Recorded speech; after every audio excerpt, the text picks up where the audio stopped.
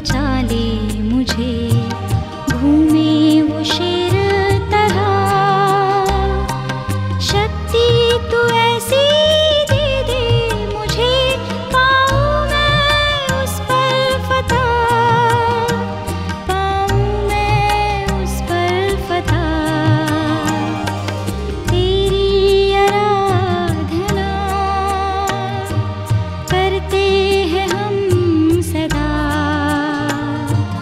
आए शरण में तेरी, रास्ता तू हमको दिखा,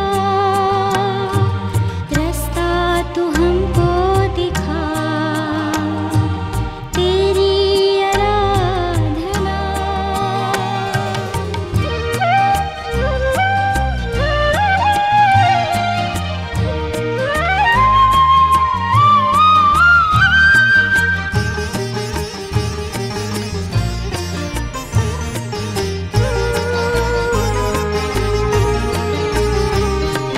चाहत है मेरी तू दिल में बसे, भर दे सब खाली जगह।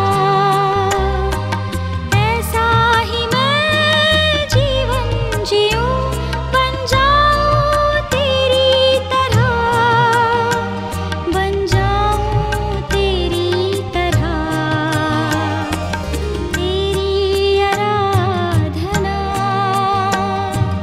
करते हैं हम सदा, आए शरण में तेरी, रास्ता तू हमको दिखा, रास्ता तू हमको दिखा। स्वागत है भाई बहनों आप सबका इस विशेष कार्यक्रम में, जिसका नाम है परमेश्वर के गुण। परमेश्वर की खूबियाँ जानना हमारे लिए बहुत आवश्यक है। जब हम परमेश्वर के बारे में जान जाते हैं कि हमारे परमेश्वर में कौन कौन से गुण हैं, किस प्रकार से हमारा परमेश्वर अपने लोगों के साथ व्यवहार करता है, हम परमेश्वर से क्या उम्मीद कर सकते हैं, हम किस प्रकार से परमेश्वर से अपनी प्रार्थनाएं करें, इन सारी बातों में हमें बहुत फ़ायदा होता है जब हम जान लेते हैं कि हमारा परमेश्वर किस प्रकार का परमेश्वर है। हमारा परमेश्वर प्रेम करने वाला परमेश्वर है। इस समय जिस विषय को लेकर मैं आपके सामने आया हूँ वो है हमारा प्रेम करने वाला परमेश्वर। प्रेम ये एक ऐसा शब्द है, इसको सुनने से ही इंसान को बहुत अच्छा लगता है। जब हम प्रेम की बात करते हैं किसी को कोई तकलीफ़ नहीं होती, बशर्ते वो प्रेम परमेश्वर के भय में हो, परमेश्वर के सामने एक निष्पक्ष हो और सबको साथ लेकर किया जाए।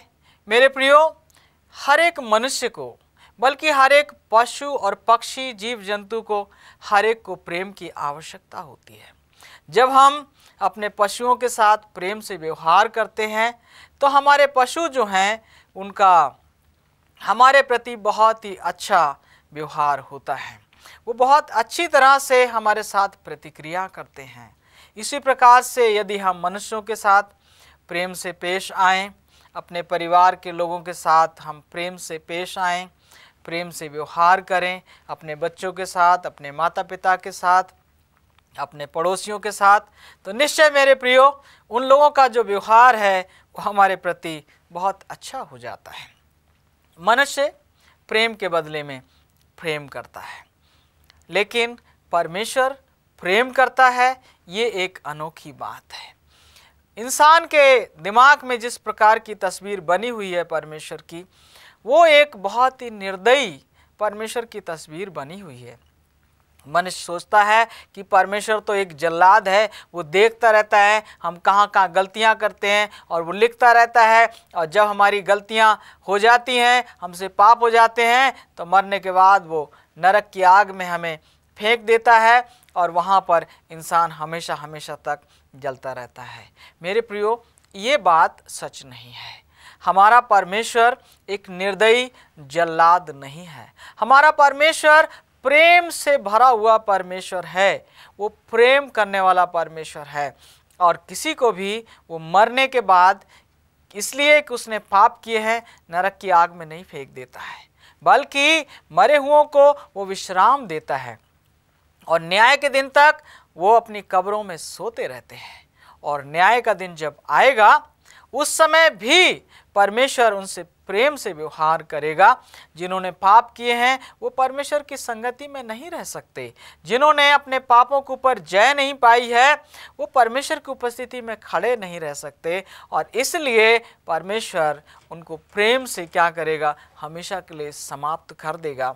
नहीं तो वो उनका जो जीवन है वो और अधिक कष्टों से भर सकता था। इसलिए परमेश्वर हर एक के साथ प्रेम से पेश आता है।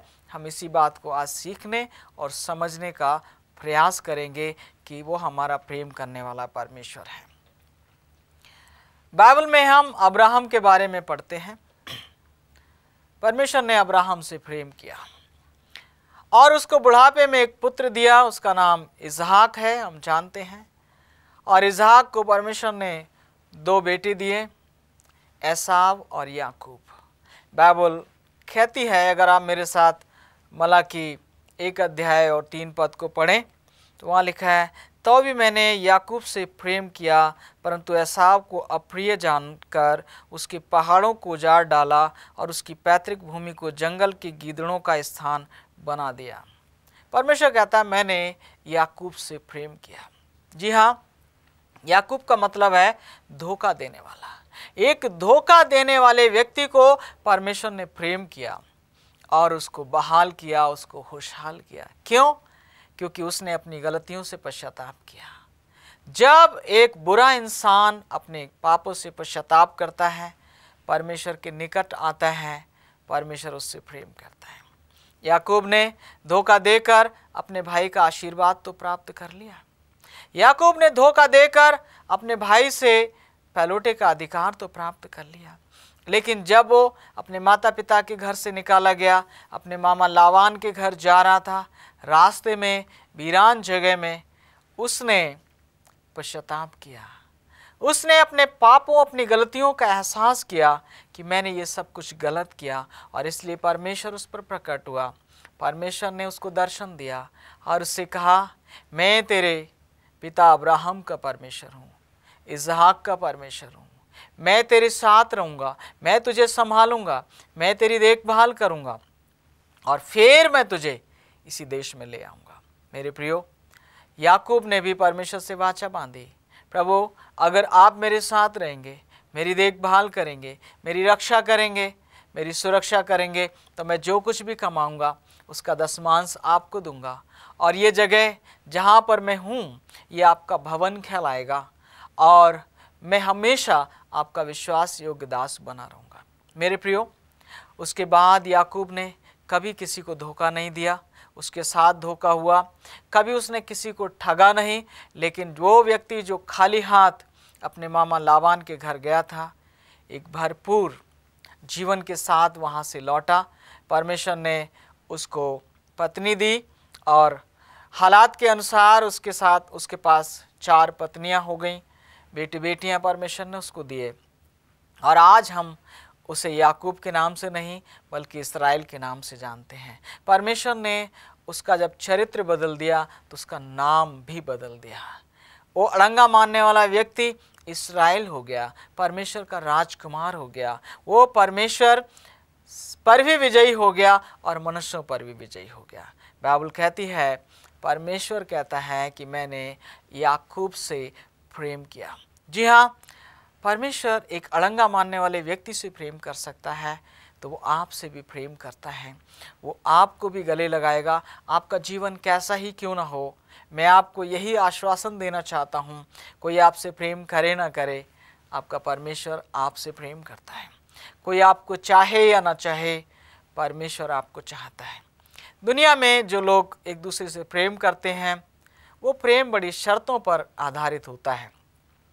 लोग उन्हीं से प्रेम करते हैं जिनसे उन्हें कुछ फ़ायदा हो सकता है। लोग उन्हीं से प्रेम करते हैं जो देखने में सुंदर, अच्छे नज़र आते हैं। लोग उन्हीं से प्रेम करते हैं जिनके पास धन दौलत, रुपया पैसा होता है। या लोग उन्हीं से प्रेम करते हैं जो बुद्धिमान होते हैं। जब मैं अपनी पढ़ाई करता था, मैं जानता हूँ कि बहुत से लड़के जो हैं वो मेरे साथ दोस्ती करना चाहते थे, वो मेरे मित्र बनना चाहते थे क्योंकि मैं पढ़ने में अच्छा था और वो जानते थे कि अगर मैं उनका मित्र बन जाऊंगा तो उनकी मैं सहायता करूंगा। लेकिन मैंने ऐसा देखा कि जो बच्चे पढ़ने में कमज़ोर थे उनका कोई मित्र नहीं बनना चाहता था, उन्हें कोई प्रेम नहीं करता था, टीचर्स भी उनकी पिटाई लगाते थे। मेरे प्रियो, हमारा परमेश्वर ऐसा परमेश्वर है जो इन सारी चीज़ों को नहीं देखता, क्योंकि उसने आपको अपनी समानता में बनाया है और इसलिए वो आपसे प्रेम करता है। आज हम परमेश्वर के बारे में चर्चा कर रहे हैं, ऐसे परमेश्वर के बारे में चर्चा कर रहे हैं जो प्रेम करने वाला परमेश्वर है। आइए मेरे साथ आप यिर्मयाह नबी की किताब में चलें और उसका 31 अध्याय का 3 पद हम पढ़ लेंगे।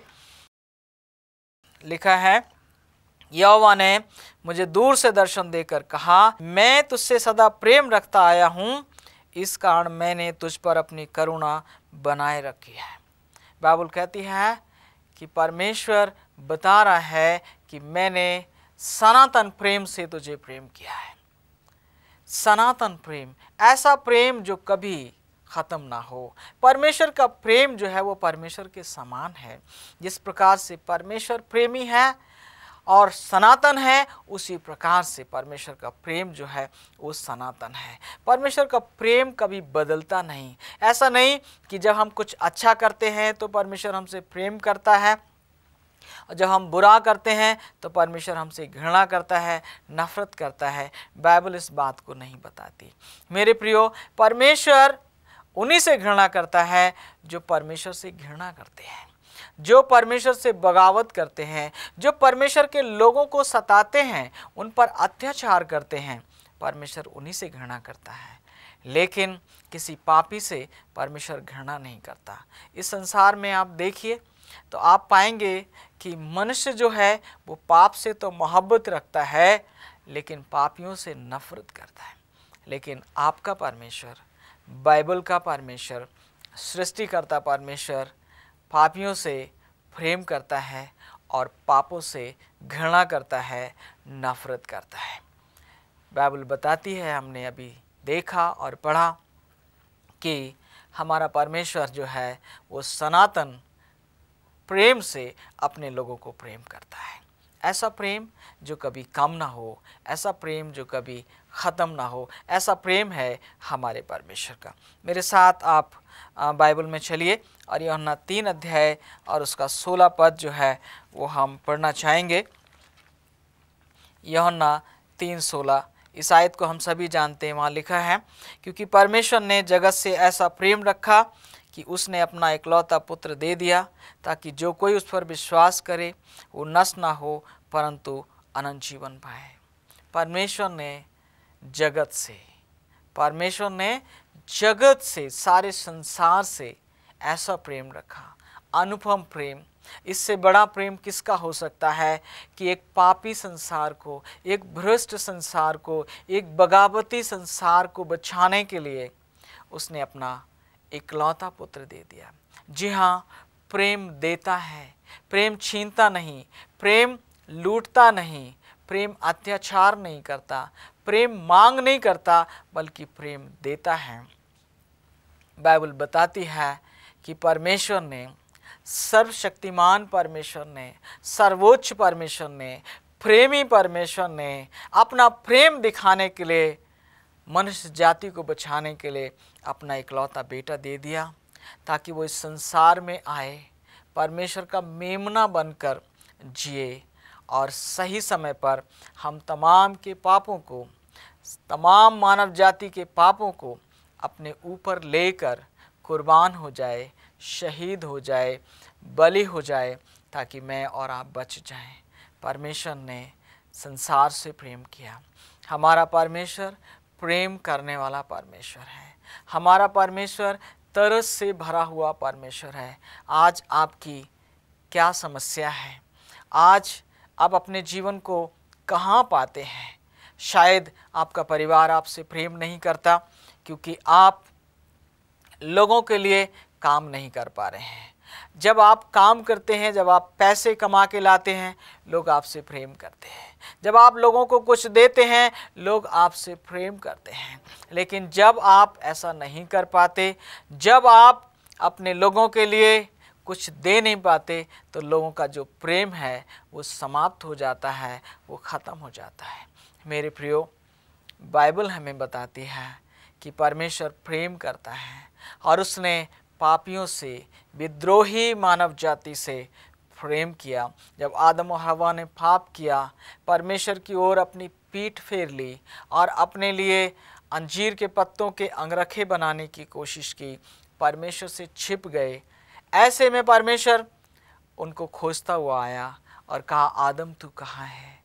परमेश्वर ने उनको बचाने के लिए बलिदान चढ़ाया, उनके तन को ढकने के लिए उसने अंगरखे बना कर दिए, और कहीं ऐसा ना हो कि वो पाप करने के बाद जीवन के वृक्ष से फल खा लें और पाप में ही अमर हो जाएं। इस प्रकार से उनके कष्ट जीवन भर बने रहें। परमेश्वर ने प्रेम के कारण उनको बाग एदन से निकाल दिया, ताकि उनके जीवन में दुख और कष्ट और बीमारियां आएं और वो परमेश्वर के निकटता में बने रहें।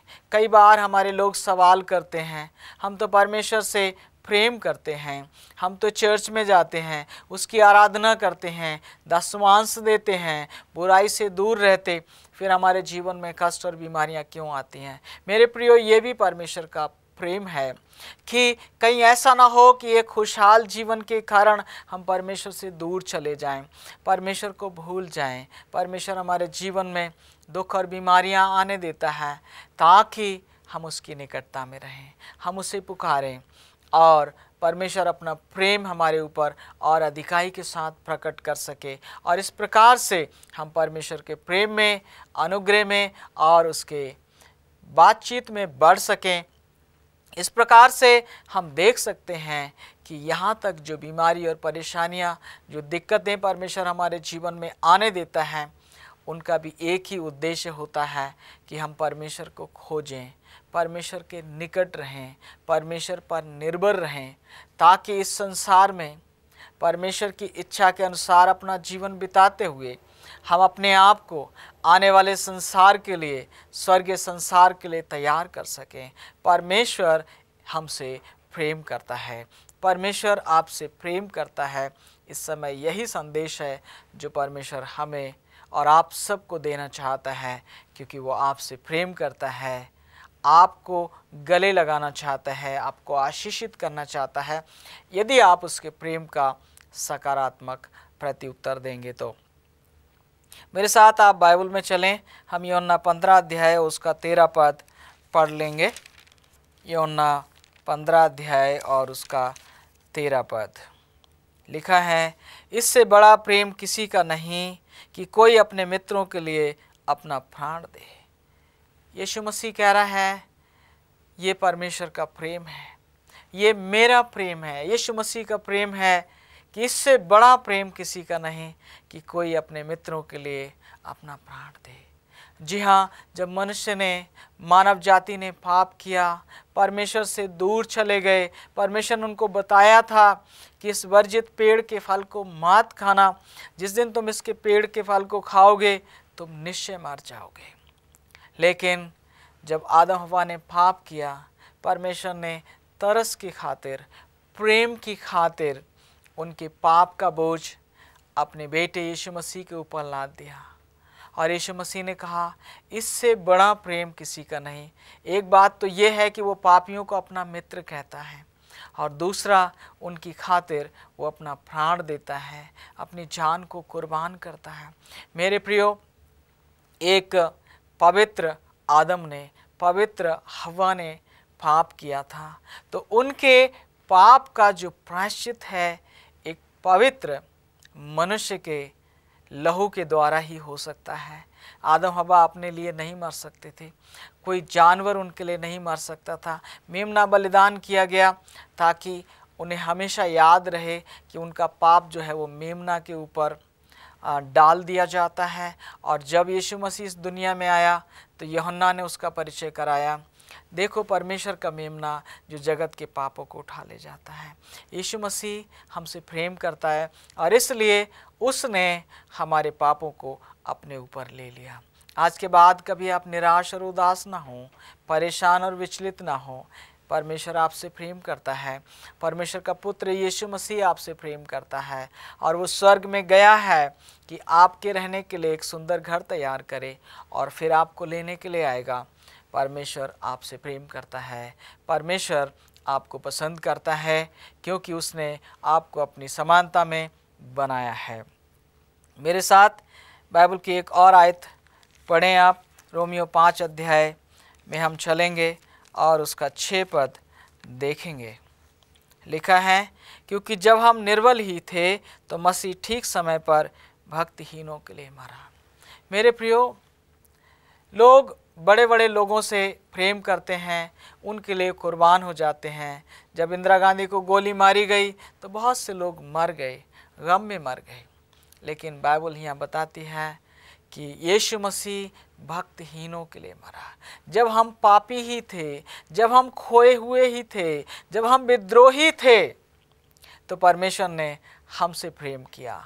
हमें बचाने के लिए उसने अपने बेटे को कुर्बान हो जाने दिया, बलिदान हो जाने दिया। इससे बड़ा प्रेम किसका हो सकता है? किसी का नहीं हो सकता। मेरे प्रियो, मेरे साथ एक आयत और आप पढ़ें। पहला यूहन्ना 3 अध्याय और उसकी 1 और 2 आयत हम पढ़ें तो वहाँ पर हम पाते हैं, लिखा है, देखो पिता ने हमसे कैसा प्रेम किया है कि हम परमेश्वर की संतान कहलाएं, और हम हैं भी। इस कारण संसार हमें नहीं जानता क्योंकि उसने उसे भी नहीं जाना। हे प्रियो, अब हम परमेश्वर की संतान हैं और अभी तक ये प्रकट नहीं हुआ कि हम क्या कुछ होंगे।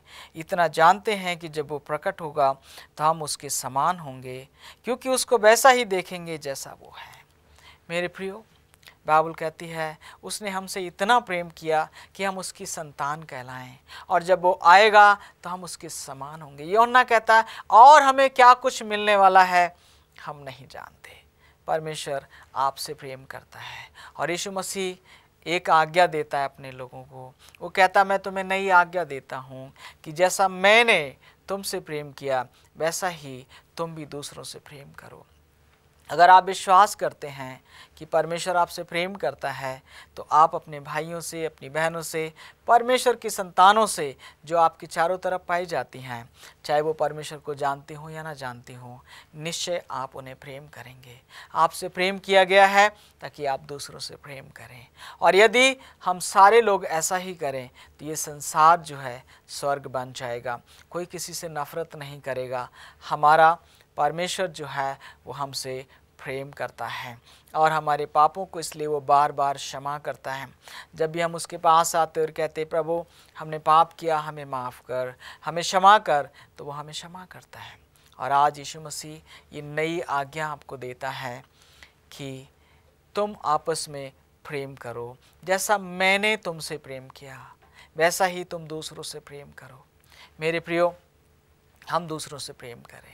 और यूहन्ना कहता है जो कोई कहता है कि मैं परमेश्वर से प्रेम करता और अपने भाई से प्रेम नहीं करता है वो झूठा है।